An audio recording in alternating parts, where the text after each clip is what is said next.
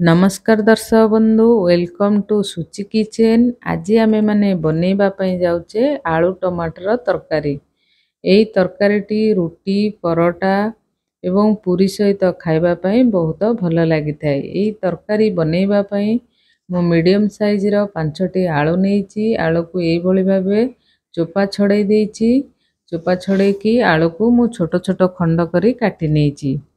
आपण माने चाहिले आपण हिसाब रे जेमती काटी परिबे। मु एई भली भाबे आलू को काटी नेछि एवं काटी नै भल भाबे धोई देछि। धोई दे सारला परे मु ताको गोटे साइड को रखी नेछि एवं एई तरकार रे दरकार होथिबा मसला गुडिक मु गोटे मीडियम साइज रो पियाज को नै एई भली भाबे छोट छोट करी काटी देछि। गोटे टमाटो मध्य काटी देछि। 8 रु 10 कला रसुण नै एई भली भाबे छोट छोट करी काटी देछि एवं 4टी कंचा लंका मध्य काटी देछि। किछि भुर्संग पत्र नेछि एवं गुंड मसला रे नेछि हल्दी गुंड लंका गुंड भजा जीरा गुंड एवं धनिया पाउडर स्वाद अनुसार लूण। एई सब जिनिस को नै आमे बनैबा तरकारी। प्रथमे मु प्रेशर कुकर रे धोई रखिथिबा आलू पकै देछि एवं आवश्यक अनुसार गोटे ग्लास पानी देछि। स्वाद अनुसार लूण हलदी दे प्रेशर कुकर रे ढांकुणी लगे दे 2टी सीटी देछि। 2टी सीटी हो गला परे देखंतु वर्तमान हमर आलूटी केते सुंदर भाबे सिझी जाईछि। देखंतु आपण माने 2टी सीटी देबे। एई भली भाबे सिझे गोटे साइड को रखि देली। वर्तमान हमें मसला प्रस्तुत करिबा। मु गोटे कड़ाई नै सेतरे 2 रु 3 चम्मच तेल देछि। तेल गरम हो गला परे पंचफुटण एवं गोटे पियाज जो काटी थिली ताको पकई भाजी देछि। पियाज कंचा लंका दे पियाज को किछि समय पई भाजीछि। आमे पियाज को बेसी भाजीबा नै हल्का भाजी देला परे वर्तमान एबे आमे काटी रखिथिबा रसुण को ऐड करनेबा। रसुण एवं पियाज को मिसई की आमे 5 मिनिट स्लो फ्लेम रे भाजीबा। पियाज को आमे बेसी लाल करिबा नाही। टिके हल्का पियाज भाजी आसला परे आमे रखिथिबा भुर्संग पत्र को ऐड करिबा।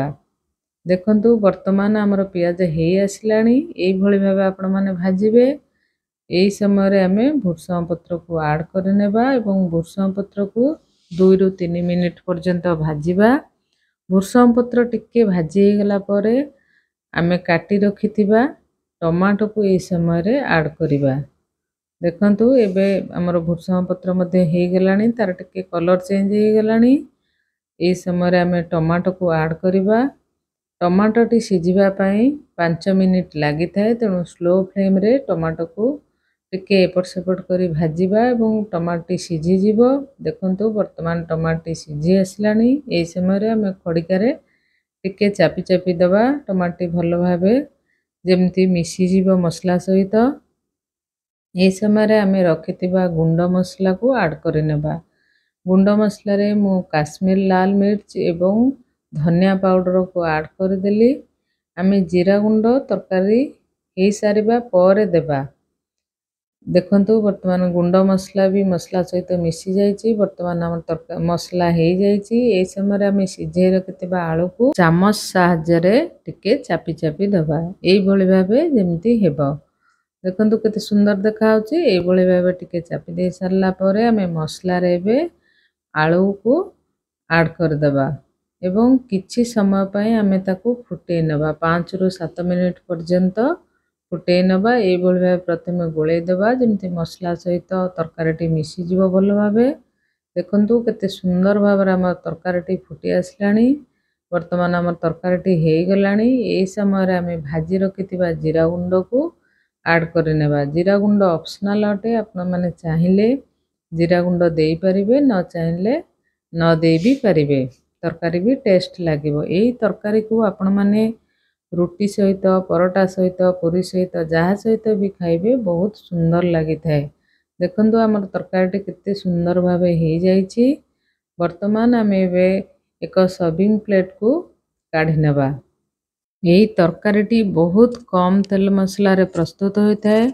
आपण माने निश्चिंत एई तरकारी को थरे ट्राई करंतु एवं केमती लागिला निश्चय कमेंट माध्यम रे ଏଇ ତରକାରୀଟି ବହୁତ ଜଲ୍ଦି ବନିଥାଏ। ଆମର ଯଦି କୁଆଡ଼େ ଯିବା ପାଇଁ ଥାଏ, ହଠାତ୍ କିଛି ତରକାରୀ ଦରକାର ହୁଏ, ଏଇ ତରକାରୀଟି ବହୁତ ଜଲ୍ଦି ବନିଥାଏ। ଆପଣମାନେ ପ୍ରେସର କୁକରରେ ସିଝେଇ ଦେଇ ସାଙ୍ଗେ ସାଙ୍ଗେ ଛୁଙ୍କ ଦେଇ ଆମେ ଖାଇପାରିବା। ଆପଣମାନେ ନିଶ୍ଚୟ ଏହାକୁ ଟ୍ରାଏ କରନ୍ତୁ ଏବଂ କେମିତି ଲାଗିଲା ନିଶ୍ଚିନ୍ତ କମେଣ୍ଟରେ ଜଣାନ୍ତୁ।